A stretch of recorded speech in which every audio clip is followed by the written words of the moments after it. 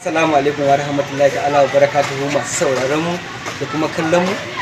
Ni da kun gane ni kuma zan daɗa faɗa muku sunana Hannafi Rabilu Musa dan Ibro. Yau kuma ina sanar da ku cewa akwai fa wata ƙayatacciyar tasha fa tana nan tana hanya mai suna Adababu TV. Adababu TV fa tana nan, Adababu Hausa TV fa tana nan fa mun zo muku da wani shiri dan shirin ma da ni a ciki. Ba ma da ni a ciki ba, kusan ni ne ma babba a cikin shirin nan. Muna nan kuma za ku ga yadda za a fara abubuwa a ciki. Za a fara sakar muku shi goben Allah ya kai mu, gobe Laraba karfe 8 na dare. Ku garzaya da Adababu TV, da Adababu Hausa TV, ku danna mana subscribe sannan ku danna ƙararrawa. Za ku ga yadda ake shiri, ake adabar mutanen. Za ku ga yadda muke buwaya, muke adabar mutanen ma gaba ɗaya.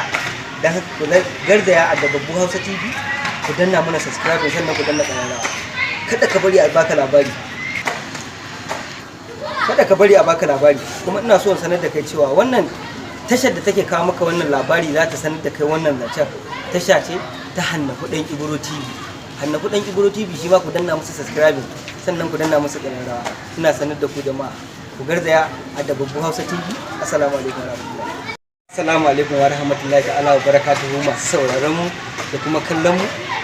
Ni da kun gane ni kuma zan daɗa faɗa muku sunana Hannafi Rabilu Musa dan Ibro. Yau kuma ina sanar da ku cewa akwai fa wata ƙayatacciyar tasha fa tana nan tana hanya mai suna Adababu TV. Adababu TV fa tana nan, Adababu Hausa TV fa tana nan fa mun zo muku da wani shiri dan shirin ma da ni a ciki. Ba ma da ni a ciki ba, kusan ni ne ma babba a cikin shirin nan. Muna nan kuma za ku ga yadda za a fara abubuwa a ciki.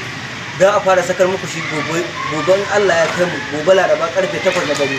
Ku garzaya da Adababu TV, da Adababu Hausa TV, ku danna mana subscribe sannan ku danna ƙararrawa. Za ku ga yadda ake shiri, ake adabar mutanen. Za ku ga yadda muke buwaya, muke adabar mutanen ma gaba ɗaya. Dan haka ku garzaya Adababu Hausa TV, ku danna mana subscribe sannan ku danna ƙararrawa. Kada ka bari a baka labari. Kada ka bari a baka labari. Kuma ina so in sanar da kai cewa wannan tashar da take kawo maka wannan labari za ta sanar da kai wannan zancen tasha ce ta Hannafi Dan Ibro TV. Hannafi Dan Ibro TV shi ma ku danna musu subscribe sannan ku danna musu ƙararrawa. Ina sanar da ku jama'a ku garzaya Adababu Hausa TV. Assalamu alaikum wa rahmatullahi. Assalamu alaikum wa rahmatullahi ta'ala wa barakatuhu masu sauraron mu da kuma kallon mu. Ni da kun gane ni kuma zan daɗa faɗa muku sunana Hannafi Rabilu Musa dan Ibro. Yau kuma ina sanar da ku cewa akwai fa wata ƙayatacciyar tasha fa tana nan tana hanya mai suna Adababu TV. Adababu TV fa tana nan, Adababu Hausa TV fa tana nan fa mun zo muku da wani shiri dan shirin ma da ni a ciki. Ba ma da ni a ciki ba, kusan ni ne ma babba a cikin shirin nan. Muna nan kuma za ku ga yadda za a fara abubuwa a ciki.